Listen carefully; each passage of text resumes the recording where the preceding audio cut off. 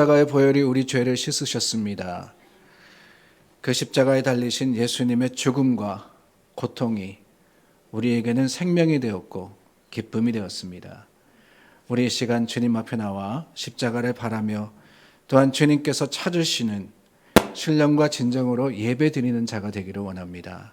우리 잠시 기도하면서 하나님 앞에 진실한 마음으로서 주님 앞에 서도록 하겠습니다. 우리 조용하게 묵상하여 기도합니다. 좋으신 하나님 감사합니다. 하나님의 긍휼하신 하나가 오늘 우리 믿음의 자랑이며 감사의 제목입니다. 주님 이곳에 함께하여 주시고 하나님의 긍휼하심이 우리 믿음의 자랑이 되게 하여 주시옵소서. 하나님 우리 마음과 생각을 저장하여 주시고 주님의 거룩하심에 합당한 아버지 주님이 찾으시는 거룩한 믿음의 백성들이 되어서 주님 앞에 감사하며 찬양하며 하나님의 좋으심을 자랑하며 주님의 긍휼하신 사랑을 증거하는 자 삼아 주시옵소서. 우리 기도를 들으시고 하나님의 긍휼하심으로 더대표 주시옵소서.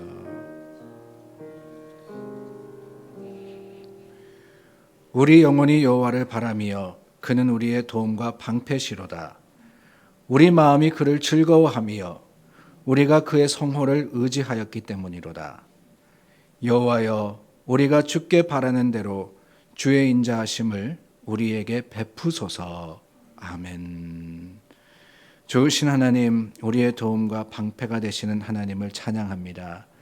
세상에 여러 가지 어려움들과 아픔과 문제가 있지만 여전히 하나님은 우리의 편이시며 우리를 도우시는 하나님이시기에 주님의 그 인자하심을 기대하여서 주님 앞에 나옵니다. 주님 세상에 지친 영혼과 또 그 몸을 주님께서 어루만지시고 위로하여 주시어서 오직 십자가 아래에서 새 힘을 얻게 하여 주시고 그 십자가를 깃대어서 하나님의 말씀대로 살아가기를 결심하는 예배의 시간이 되게 하여 주시옵소서. 하나님을 찾고 구하는 자 주님께서 그들을 품어주시고 하나님의 이름을 부르는 자 주님께서 그들의 삶의 긍휼과 또한 자비로서 함께 하시기를 원하올 때 예수 그리스도 이름으로 기도드립니다. 아멘. 찬송가 304장 하나님께 찬양드립니다. 304장입니다.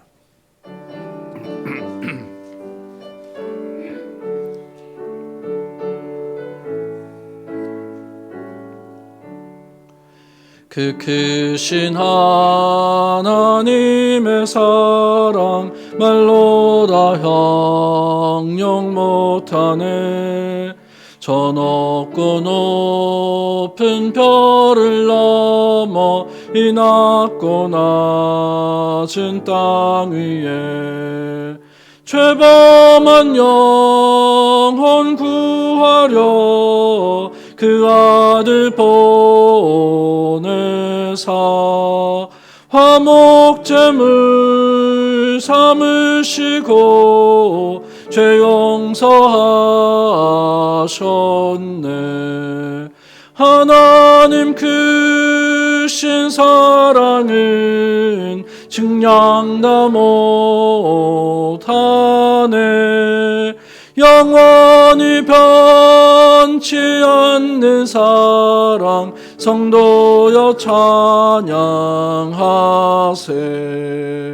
괴로운 시절 지나가고 땅 위에 영화쇠할 때 주 믿지 않던 영혼들은 큰 소리 외쳐 울어도 주 믿는 성도들에게 큰 사랑 베푸사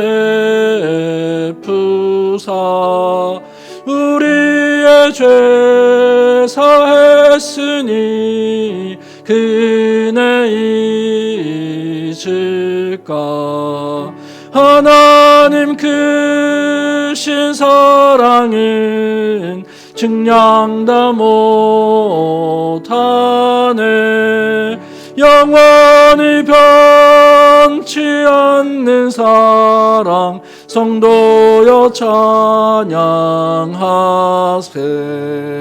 하늘을 두루마리 삼고 바다를 먹물 삼아도 한없는 하나님의 사랑 다 기록할 수 없겠네. 하나님의 크신 사랑 그 어찌 닿았을까. 저 하늘 높이 쌓아도 채우지 못하리. 하나님 크신 사랑은 측량 다 못하네. 영원히 변치 않는 사랑 성도여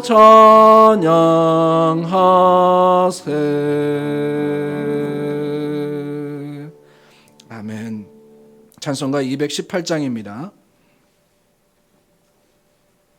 찬송가 218장입니다.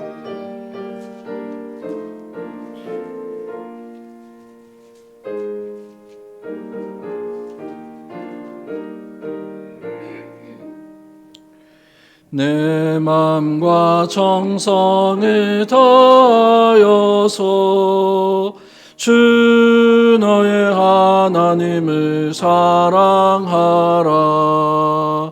내 몸을 아끼고 사랑하듯 형제와 이웃을 사랑하라. 주께서 우리에게 명하시니 그 명령 따라서 살아가리. 날 미워 해치는 원수라도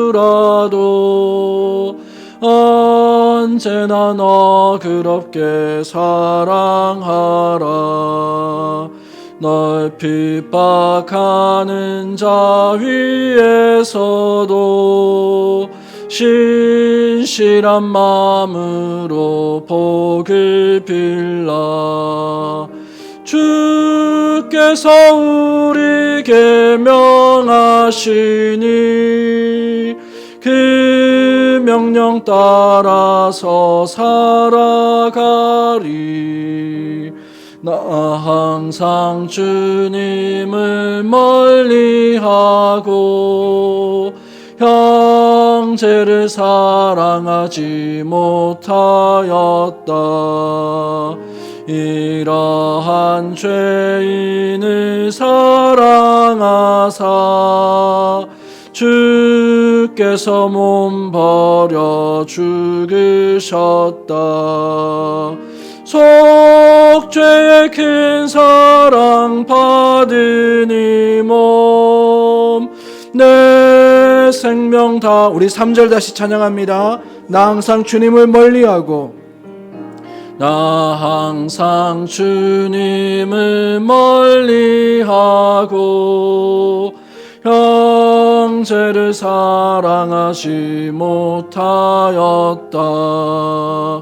이러한 죄인을 사랑하사 주께서 몸 버려 죽으셨다. 속죄의 큰 사랑 받은 이 몸 내 생명 다 바쳐 충성하리.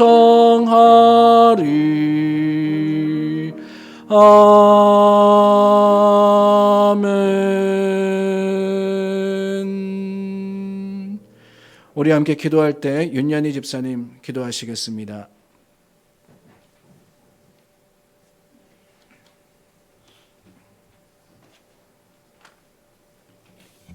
함께 기도드리시겠습니다. 만물이 소생하는 계절의 시간 속에 우리의 마음 한 구석에도 설레임으로 다가오는 하나님 아버지의 사랑을 알게 하시는 시간에 있습니다. 십자가에서 죽으심으로 우리에게는 구원을 얻게 하신 그 은혜를 깨달아가는 우리들입니다. 입술로만 나의 주님 하는 것이 아니라 생명의 떡인 하나님의 말씀으로 동행할 때에 우리 모두에게 다가오는 나의 주님이 되게 하여 주옵소서. 우리의 십자가를 두려워하기보다 주님과 함께 하나가 되어가는 십자가임을 깨닫게 하옵소서. 하나님 아버지, 너무나 감사합니다. 주님 안에서 기쁨으로 아름답게 이상칠 목사님의 은퇴식과 소재신 목사님의 위임식을 하도록 인도하여 주신 주님께 감사드립니다. 귀한 목사님과 우리의 만남을 허락하신 하나님 아버지 감사합니다.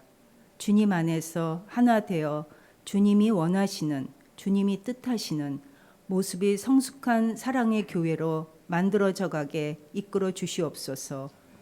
새 계명을 너희에게 주노니 서로 사랑하라. 내가 너희를 사랑한 것 같이 너희도 서로 사랑하라. 그 말씀처럼 서로 사랑하며 서로 섬기며 서로 격려하는 우리 되게 하옵소서. 우리의 이웃들이 주님의 이름으로 기도할 때에 주님의 손길로 응답하여 주시고 우리의 자녀들도 어디에 있든지 지켜주시고 용기 허락하셔서 이 세상에서 주님의 자녀로 당당하게 살아가게 하옵소서. 우리 부모님들도 소망 되시는 하나님의 은혜 안에서 지켜주시옵소서. 또한 어머님을 주님 품으로 보낸 가정이 있습니다. 하나님 위로하여 주시고 모든 과정 속에 주님 함께하여 주시옵소서. 오늘 하루의 시간 속에서 가장 귀한 시간으로 우리를 이끄신 주님 감사합니다. 드려지는 예배 위에 성령 하나님 함께하여 주시옵소서. 어제나 오늘이나 동일하신 우리 주 예수 그리스도의 이름으로 기도드렸습니다. 아멘.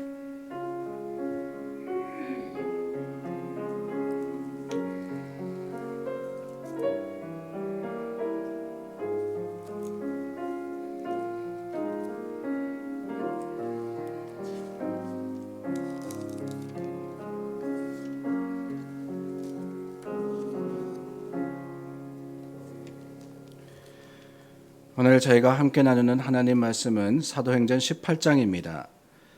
사도행전 18장 1절서부터 11절 말씀 우리 함께 나누겠습니다.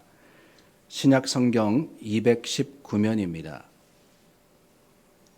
사도행전 18장 1절서부터 11절 말씀 저와 여러분들이 한 절씩 교독하고 마지막 절은 함께 한 목소리로 읽겠습니다.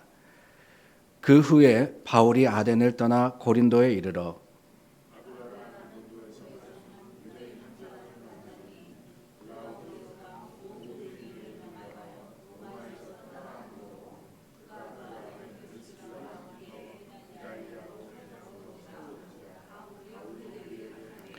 생업이 같으므로 함께 살며 일을 하니 그 생업은 천막을 만드는 것이더라.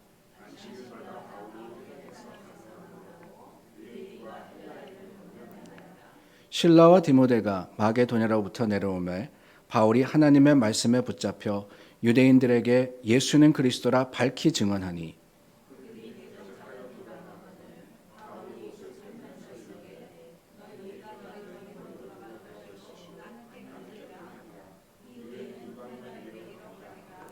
거기서 옮겨 하나님을 경외하는 디도 유스도라 하는 사람의 집에 들어가니 그 집은 회당 옆이라.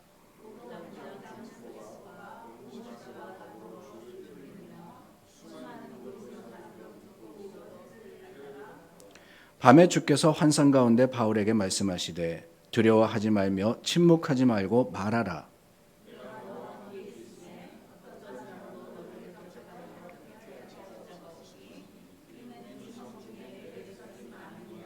함께 1년 6개월을 머물며 그들 가운데서 하나님의 말씀을 가르치니라. 아멘.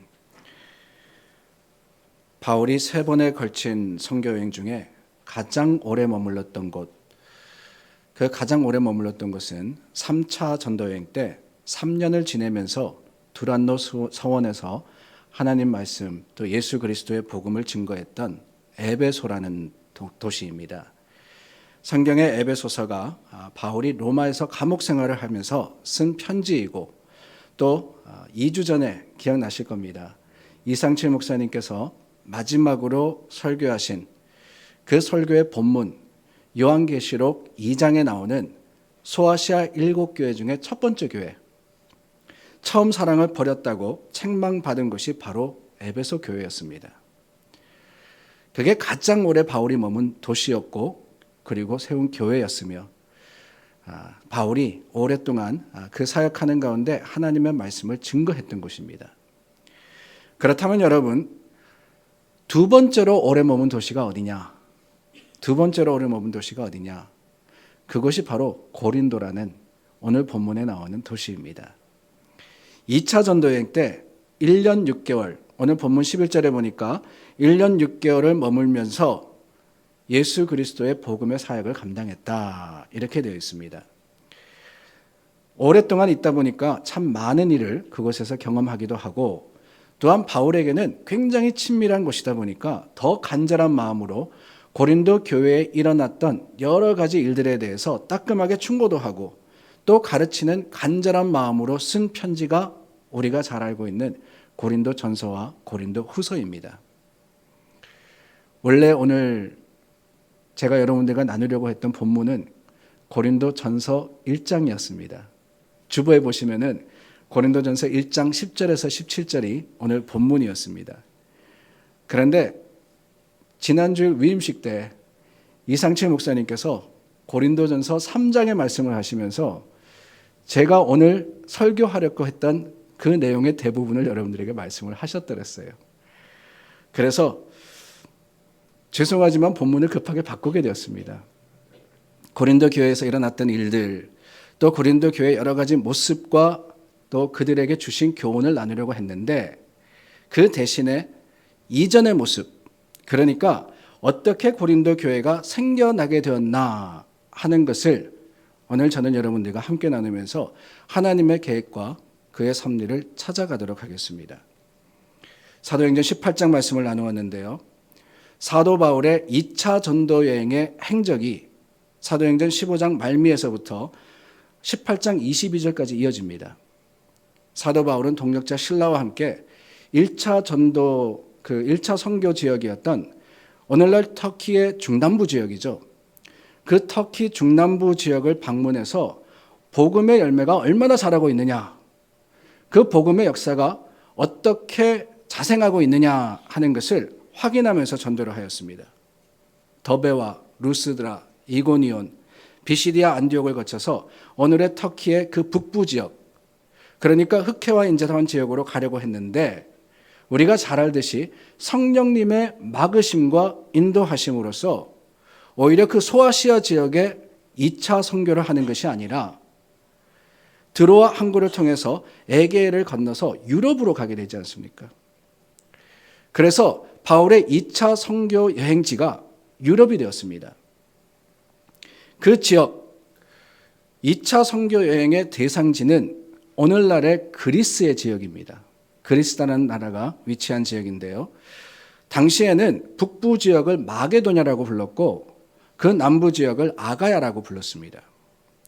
사도 바울은 그 북쪽에서부터 마게도냐에서부터 남쪽으로 지중해를 향해서 가면서 예수 그리스도에 대해서 전하고 또한 복음을 전파했습니다. 마게도냐의 작은 도시에서부터 또한 큰 도시였던 빌립보, 또 마게도냐의 수도였던 데살로니가, 그리고 베레아를 거쳐서 아가야의 큰 도시였던 아덴에서 전도를 하고 그리고 마침내 이른 곳이 어디냐? 우리가 오늘 나누는 큰 도시였던 항구 도시였던 고린도라는 곳이었습니다.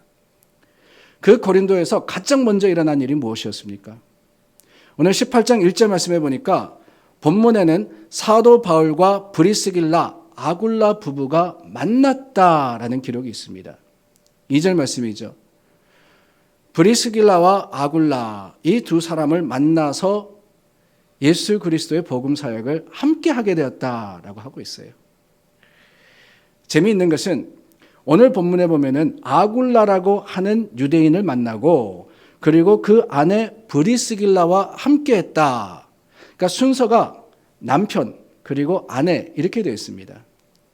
그런데 이후에 성경에 여러 부분에서 이 두 부부에 대해 언급을 하고 있는데 왠지는 모르겠어요. 그런데 오늘 이 본문 뒤에 나오는 모든 언급에는 브리스길라 이름이 먼저 나옵니다. 그래서 우리에게 익숙한 건 뭐냐? 브리스길라와 아굴라라는 표현이라는 거죠. 아내의 이름이 먼저 나오고 남편의 이름이 뒤에 나옵니다. 왜 그랬을까? 제가 엉뚱한 그런 생각을 많이 한다고 말씀을 드렸죠. 엉뚱한 생각으로 묻고 대답하다 보니까 모르기는 몰라도 아마 교회에서 여성분들이 더 열심히 사역을 하기 때문에 아닌가 그런 생각을 해봤어요. 바울에게 그 바울이 이 부부를 생각할 때 브리스길라의 열심이 아굴라보다 조금 더 뛰어나지 않았을까? 물론 성경이 그렇게 이야기는 하지 않습니다. 짐작해 보는 거예요. 오늘날에도 보면은 대부분의 가정이 여성분들이 더 열심히세요. 남편분들이 따라갈 때가 많습니다. 그렇기 때문에 어쩌면은 오늘 우리 남자분들 조금 더 분발해야 하지 않을까? 하나님을 더 열심으로 섬겨야 되지 않을까?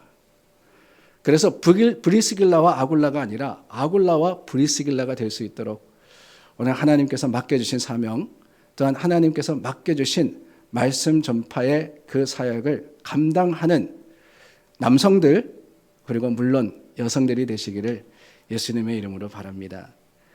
자, 브리스길라, 아굴라, 그리고 아굴라, 브리스길라. 그 이름보다 제가 여러분들과 나누고 싶은 것은 이들이 만나게 된 배경입니다. 사도 바울과 이 두 부부가 어떻게 만나게 되었느냐? 먼저 사도 바울을 보면은 그가 고린도로 내려오기 전에 어디에서 사역을 했습니까? 마지막으로 고린도 전에 사역을 했던 데가 1절 말씀에 나오죠. 바울이 아덴을 떠나라고 되어 있습니다. 아덴을 떠나. 지난주에도 나누었지만은 아덴이라는 것은 철학의 본산지입니다. 요즘 아테네라고 부르는 바로 그것이죠. 그 아덴에서 복음을 전했는데 그 결과가 어떠했느냐? 보잘것이 없었습니다. 다른 지역에서 거둔 성과에 비하면은 아덴에서 거둔 성과는 처참한 실패다라고 할 수 있을 정도로 그 아덴의 우상들을 보면서 바울이 격분해서 풍부한 철학적인 지식과 그리고 복음의 그 모든 능력을 다해서 설교하고 또한 복음을 전했지만은 그 선포로 인해서 믿은 사람들은 거의 없었습니다. 많은 사람들이 비난하고 또한 더 많은 사람들이 또 한번 들어보자, 우리 또 한번 토론하자 그런 반응을 보였지 않습니까? 그래서 바울이 아덴에서의 그 복음 전파를 포기하고 고린도로 내려온 거예요. 브리스길라와 아굴라 부부도 그렇습니다. 이 부부도 자의에 의해서 고린도로 온 사람들은 아닙니다. 오늘 말씀해 보니까 이들이 원래 로마에 거주하고 있던 유대인이다 이렇게 되어 있죠. 그런데 그 로마에 살던 부부가 어떻게 해서 고린도까지 오게 되었느냐? 다름이 아니라 당시 황제였던 글라우디오가 로마 본토에서 유대인 추방령을 내렸습니다. 그 이유는 다름이 아니라 유대인들이 로마를 소란스럽게 한다는 거예요. 유대인들이 특히 그리스도인들이 복음을 전할 때 그 복음 전파로 인해서 도시가 시끄러우니까 모든 유대인들을 다 쫓아내라 라는 칙령을 내렸습니다. 그래서 로마에 잘 살고 있던 이 두 부부가 쫓겨난 거예요. 쫓겨나서 어쩔 수 없이 내려온 것이 어디냐? 그것이 바로 고린도였습니다. 따라서 여러분, 이들의 만남은 바울과 브리스길라, 아굴라 부부의 만남은 어쩌면은 실패자들의 만남이었다라고 할 수 있지 않을까 하는 생각이 들어요. 사역에 실패한 바울, 또한 세상에서 쫓겨나서 근거지를 떠나 유랑하게 된 두 부부의 만남. 세상적으로 보면 참 보잘것없는 만남이었습니다. 세상적으로 보면 실패한 듯 보입니다. 그러나 여러분, 하나님께서 세상에서는 실패했다 할지라도 하나님이 들어서 사용하는 사람들을 만나게 하실 때 거기에 하나님의 능력뿐만 아니라 복음의 풍성한 열매들이 맺혀지게 되었다라는 거예요. 사도 바울은 이 부부의 도움을 받아서 고린도에 교회를 세웁니다. 그리고 그 고린도 교회는 유럽 선교의 든든한 기지를 구축했을 뿐만 아니라 이 두 부부도 평신도 사역자였지만은 선교 사역의 큰 역할을 감당하는 일꾼으로 성장하게 됩니다. 이들의 만남을 보면서 우리는 하나님 안에서 실패는 실패가 아니라 오히려 하나님의 주시는 기회라는 것을 깨닫게 되는 거예요. 세상적인 판단으로 보면은 이 둘이 만났을 때 거기에 무슨 일이 일어날 수 있을까? 거기에 무슨 시너지가 있을까? 그럴 수 있지만은 하나님께서 계획하시고 하나님께서 섭리하시는 것에는 세상 사람들이 이해하지 못하는, 세상 사람들이 알지 못하는 하나님의 크고 놀라운 능력이 일어나게 되는 겁니다. 그렇다면 여러분, 이 일을 보는 오늘 우리는 어떻게 해야 되겠습니까? 우리들 역시 말씀대로 살아가고 있다면, 하나님의 뜻대로 그 뜻을 따라 행하고 있다면 어떤 실패나 어떤 고난도 두려워할 필요가 없는 거예요. 하나님께서 계획하신 그 섭리 가운데 오늘 우리가 있다 그러면은 지금 우리가 겪고 있는 작은 어려움이나 문제는 실패가 아니라 오히려 준비라는 사실을 우리는 기억해야 합니다. 아무리 세상이 버린다 할지라도 하나님께서 들어 쓰시면은 주님의 귀한 일꾼만이 아니라 하나님의 능력으로서 이 세상 속에서 발휘되는 것, 그게 주님의 방법이자 하나님의 놀라운 은혜입니다. 베드로 전서에 뭐라고 고백합니까? 건축자들이 버린 돌을 모퉁이 돌로 세워서 세상을 놀라게 하시겠다고 하지 않았습니까? 하나님께서 우리를 선하게 인도하셔서 더 큰 영광으로 이끄신다 그러셨어요. 세상에서 힘이 없다 할지라도, 연약하다 할지라도, 우리가 무엇을 할 수 있을까 의심이 난다 할지라도 하나님의 은혜를 믿음과 감사와 기쁨으로 받아들이기만 하면은 때가 이름에 하나님께서 참 신묘한 방법으로 우리를 들어쓰실 뿐만 아니라 하나님의 그 거룩하심을 발휘하시는 겁니다. 다만 준비된 자로서 서면 되는 거예요. 주님 부르시는 곳에 하나님께서 가라 하시면 가고 서라 하시면 설 때 어느 순간 하나님께서 계획하신 바로 그 일이 이루어질 것을 믿고 소망하며 또한 그러한 하나님의 놀라운 은혜가 여러분들의 삶에 있기를 예수님의 이름으로 축원합니다.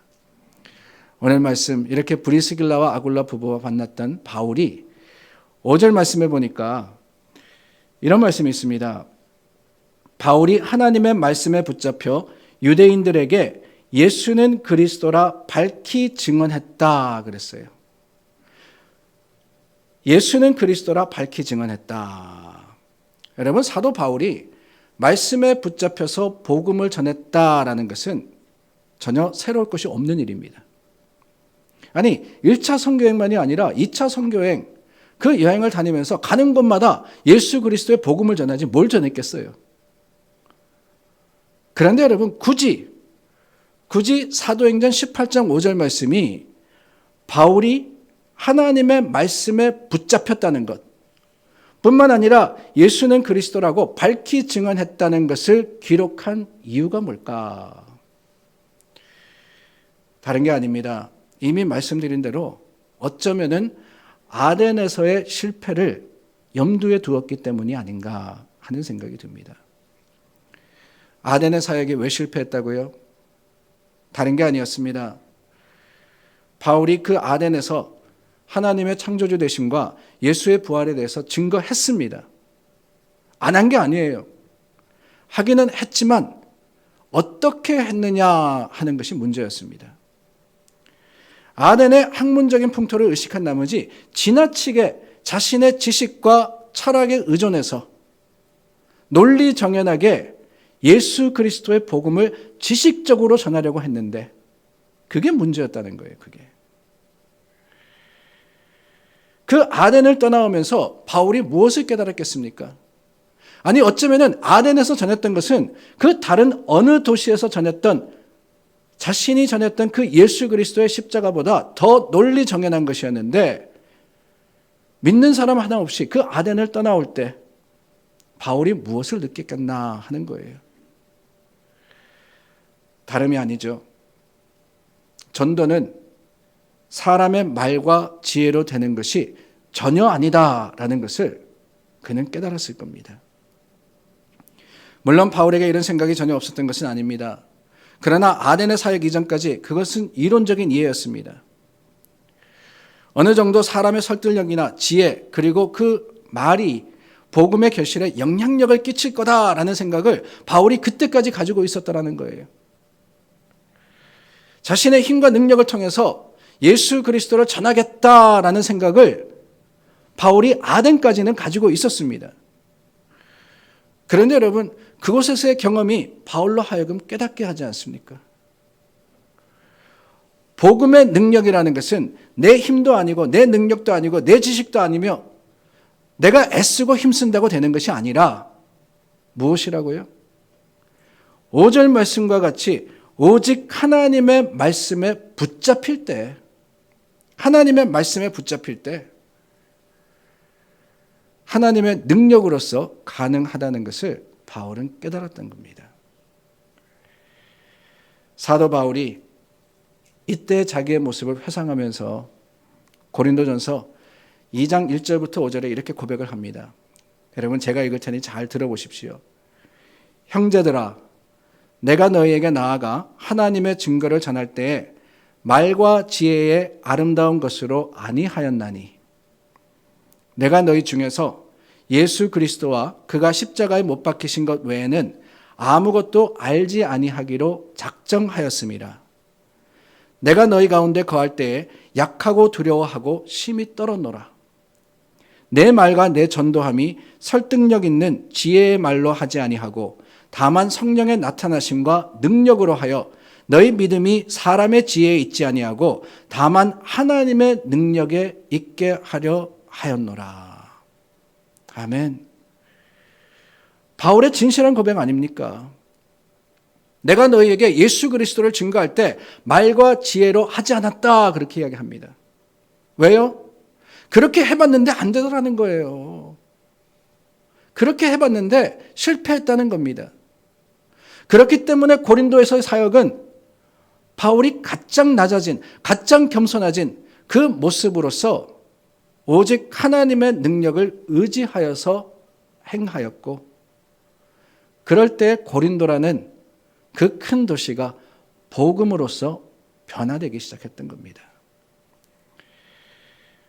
하나님의 말씀의 능력, 이게 중요합니다. 여러분, 우리가 복음 전할 때만이 아니라 하나님의 사역을 감당할 때도 그렇습니다. 항상 착각하는 것 같아요.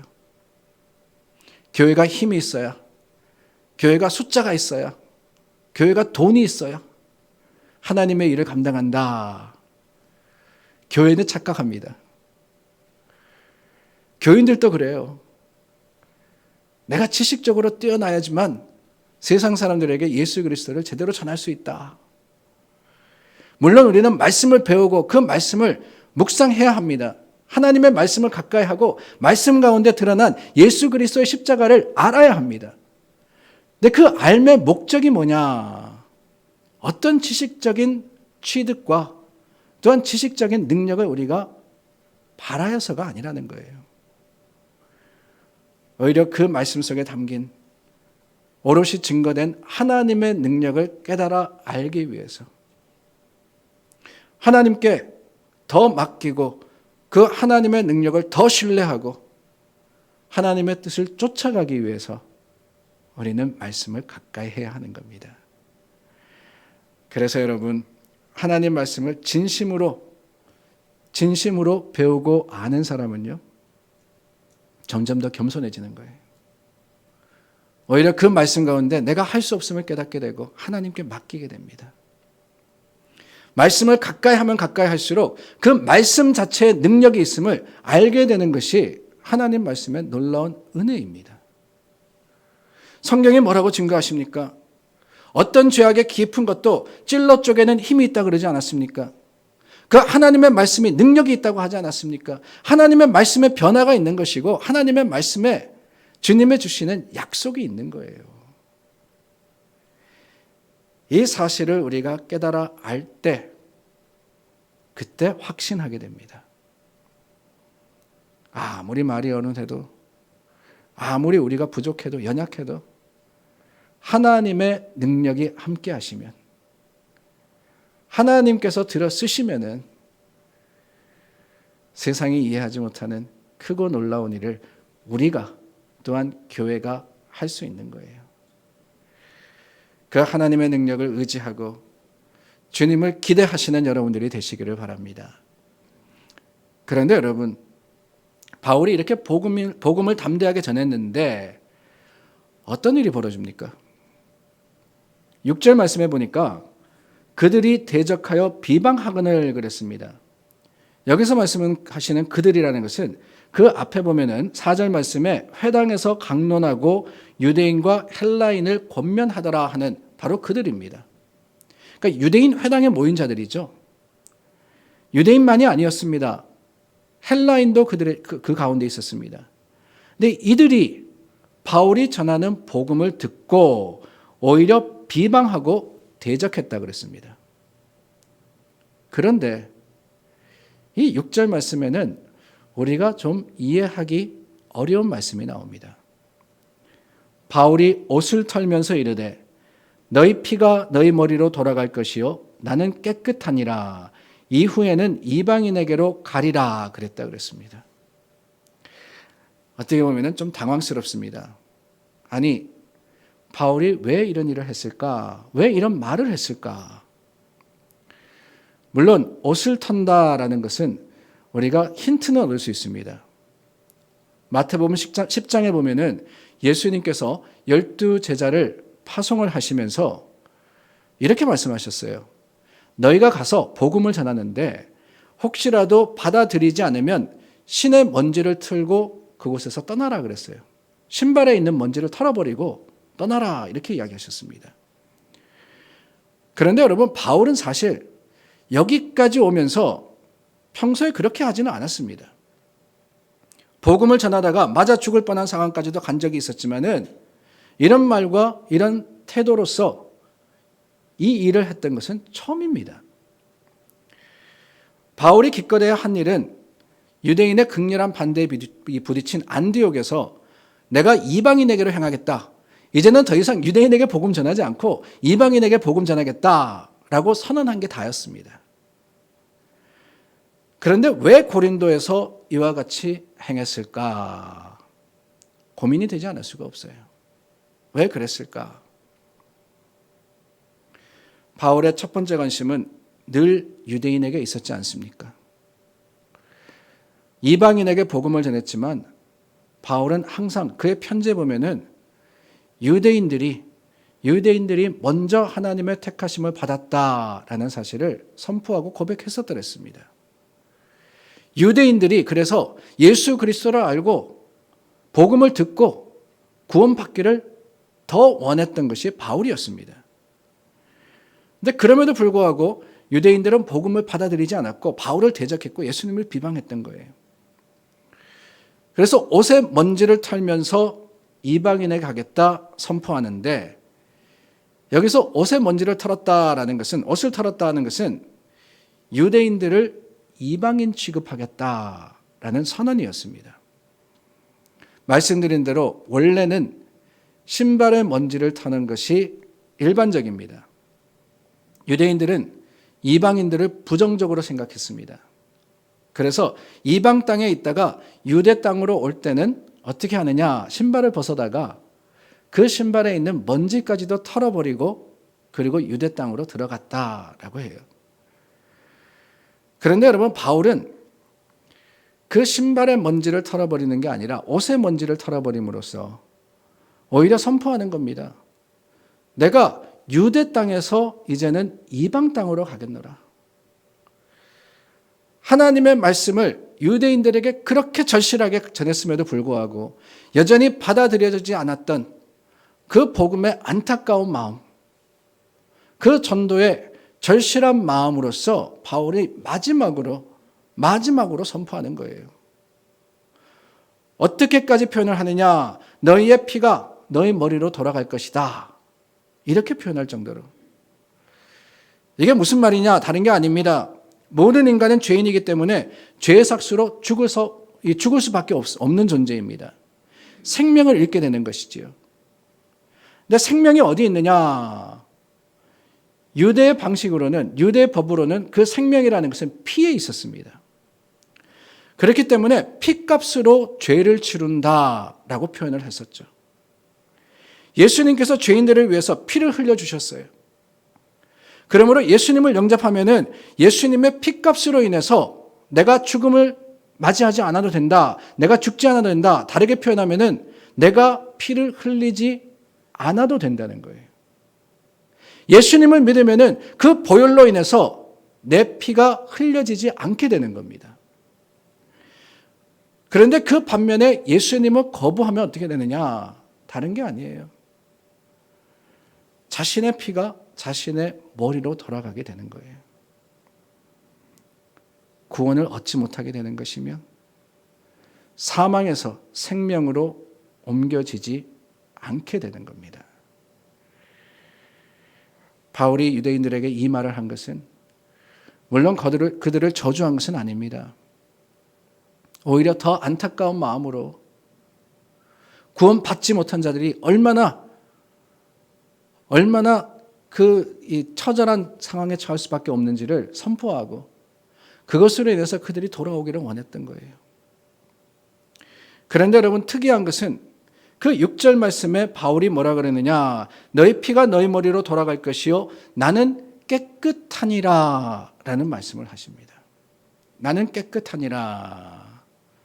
이 깨끗하니라가 뭘까? 사실 말의 그 과격함으로 인해서 고민스럽습니다.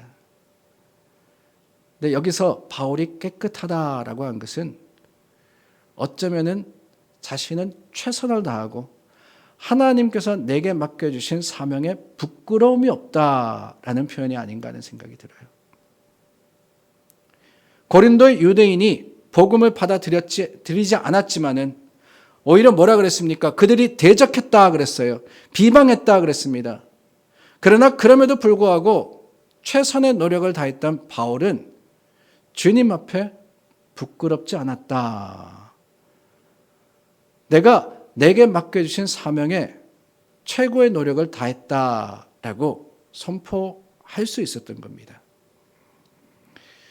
저는 이 말씀 앞에서 우리는 어떠한가라는 생각을 해봤습니다.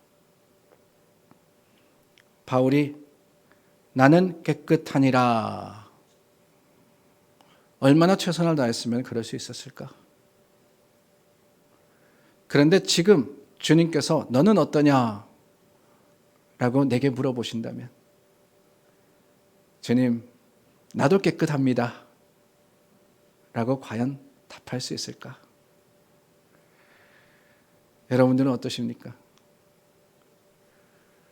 저는 부끄럽게도 그러지 못할 것 같다라는 생각이 들더군요. 과연 내가 하나님께서 내게 맡겨주신 그 사명에 충성했나?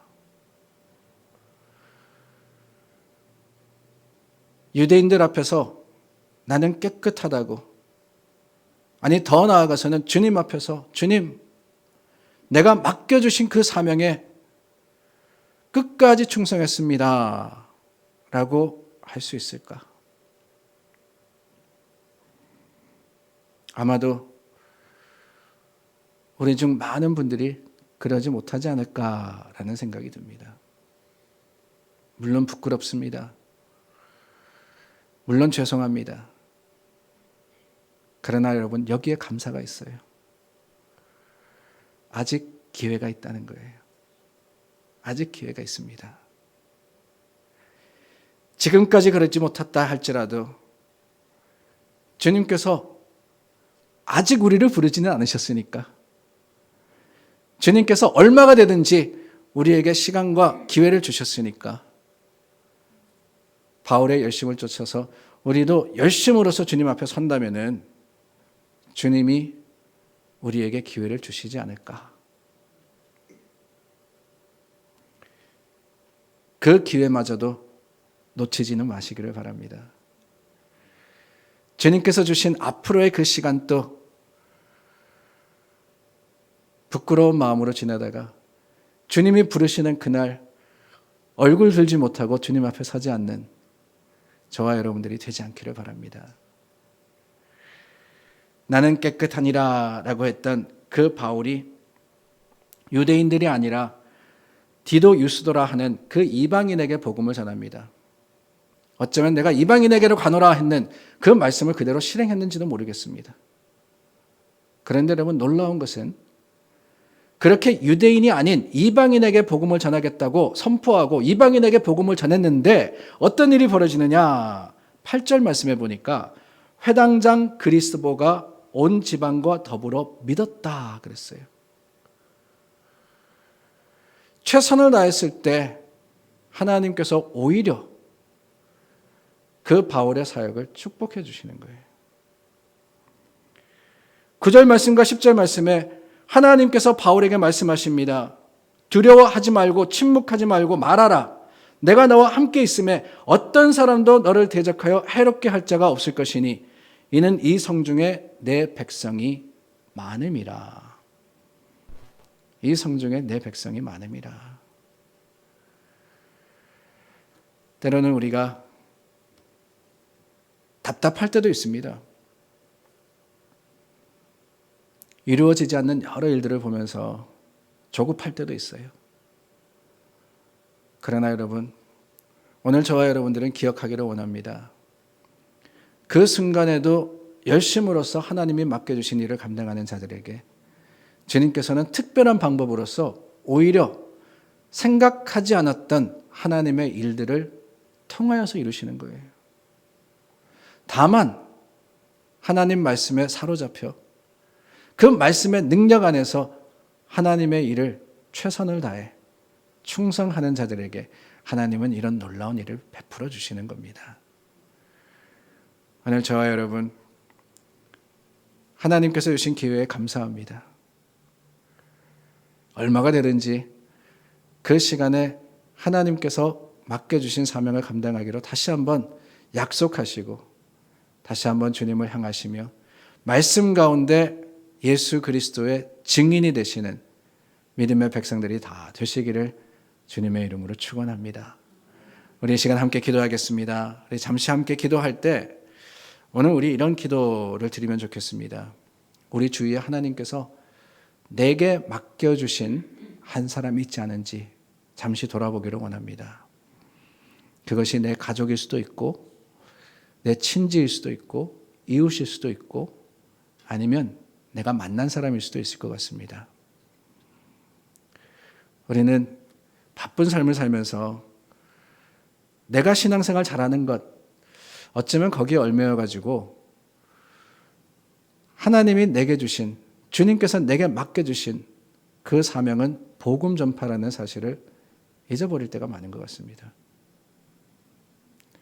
워낙에 교회 중간에, 교회에서 만남이 있고 또 교회에서 친하다 보니까 예수님을 알지 못하는 사람을 내가 잘 모른다라고 할 수 있지만 우리 주위에는 아직도 예수님을 구주로 영접하지 않은 많은 사람들이 있습니다. 오늘 이 시간 하나님께서 여러분들에게 감동으로 주시면 하나님이 기억나게 하신 그 사람을 위해서 잠시 기도하고 주님께서 혹시라도 나를 통해서 예수 그리스도를 전하라고 하신다면 내가 이 바울과 같이 하나님의 말씀에 붙잡혀서 예수 그리스도를 전하겠다고 믿음으로 결단하시는 귀한 시간이 될 수 있기를 바랍니다. 우리 잠시 하나님의 주시는 감동을 기대하며 주님이 맡겨주시는 그 한 사람을 위해서 기도하겠습니다. 좋으신 하나님, 아직도 세상에는 주님을 알지 못하는 많은 사람이 있고 내 주위에도 예수 그리스도를 영접하지 않고 교회를 알지 못하는 사람이 있는데 주님, 우리는 그저 교회 안에 바쁘다, 교회 밖을 보지 못하고 있는 것은 아닌지 주님 스스로를 돌아봅니다. 하나님의 말씀에 붙잡혀서 그 말씀이 하시는 일은 우리로 하여금 예수 그리스도를 증언하게 하시는 것인데, 주님, 그저 그 말씀을 통해서 우리는 우리 자신의 안녕과 만족을 위해서 살아가고 있는 것은 아닌지, 주님 이 시간 우리 믿는 자들에게 사명으로 주신 그 한 영혼을 위해서 기도하고, 주님께서 우리를 아버지여 참 감동시켜 주시는 그곳에 예수 그리스도의 말씀을 전하기로 다짐하는 하나님의 백성들이 되게 하여 주시옵소서. 주님 돌아보기를 원합니다. 항상 아버지 주님 우리의 눈을 떠 주님 좀 믿지 않는 한 영혼을 찾고 또 그 영혼을 이끌고 주님께로 나아가는 자들이 되게 하여 주시고, 하나님 주님 아버지 앞에 믿음과 소망으로서 하나님의 하시는 일을 증거하는 자들이 되게 도와주시옵소서.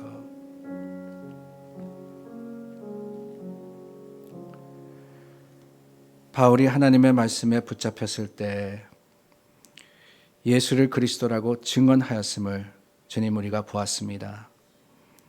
말씀의 능력은 증거의 능력임을 다시 한번 기억합니다.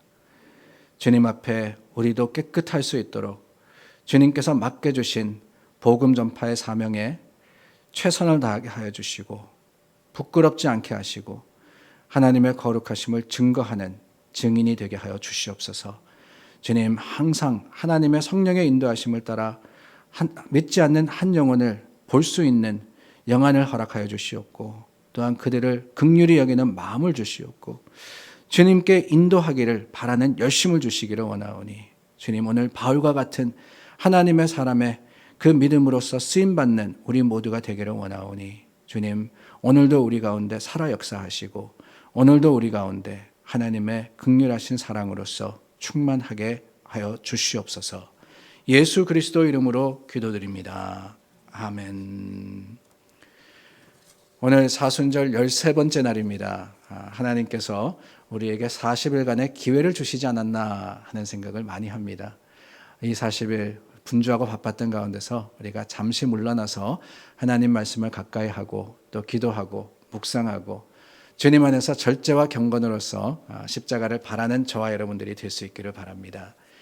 여러 교회 소식들 많아서 다 여러분들과 나누지는 못하겠지만 몇 가지 말씀드리면은, 하나는 오는 주일 11시 예배 후에 우리 예배 관련된 분들 함께 모여서 우리가 또 더 하나님을 열심으로 예배할 수 있는 방법을 또 나누고자 합니다. 기억하시고 관련되신 분들은 꼭 참여해 주시기를 부탁을 드리고요. 오는 주일부터 일광절약제 시간 시작됩니다. 지난주에도 굉장히 강조해서 말씀드렸는데 꼭 시간을 변경해서 바뀐 시간으로 저희 예배드리니까 기억해 주시고요. 한 가지, 전화기를 사용하시는 분은 시간 따로 안 바꾸셔도 됩니다. 전화기는 자동적으로 알아서 바뀝니다.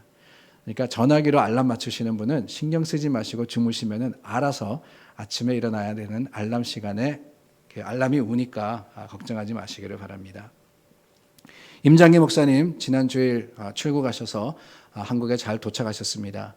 여러분들께서 사역하시고 또한 또 머무시는 동안 하나님께서 건강으로 지키시기를 기도해 주시기를 부탁을 드립니다. 우리 수요예배 오신 분들은 좀 특별하신 분들이니까, 또 우리 집사님께서 기도하셨으니까 우리 강영선 집사님 어머님이 한국에서 돌아가셨습니다. 그래서 장례식 다 마쳤고요. 따로 교회 광고하기는 원치 않으셔서 주일에 광고는 안 할 겁니다. 여러분들께서 기억하시고 위로해 주시기를 부탁을 드리고 함께 해 주시기를 바랍니다. 위로라는 게 다른 게 없습니다. 우리 어떤 말로 또 슬픔을 위로할 수 있겠어요? 그저 같이 있어 드리는 거, 같이 있어 드리는 게 가장 큰 위로임을 기억하고 함께 하시는 여러분들이 되시기를 부탁을 드립니다. 우리 다 함께 자리에서 일어나서 마지막 찬송 부르겠습니다. 찬송가 220장입니다.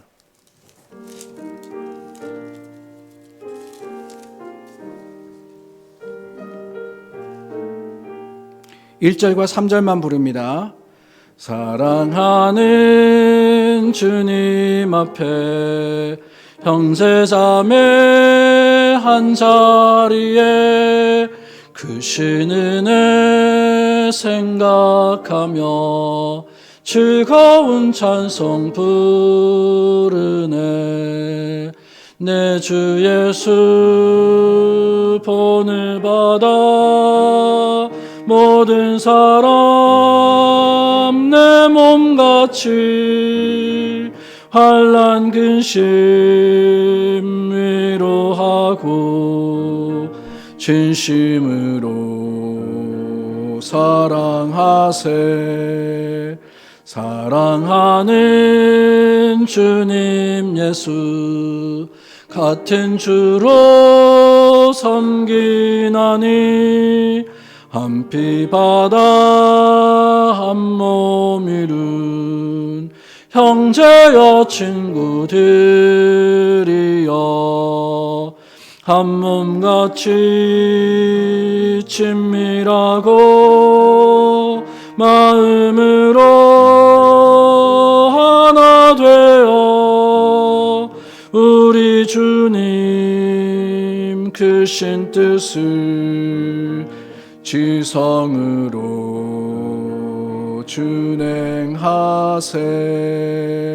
준행하세.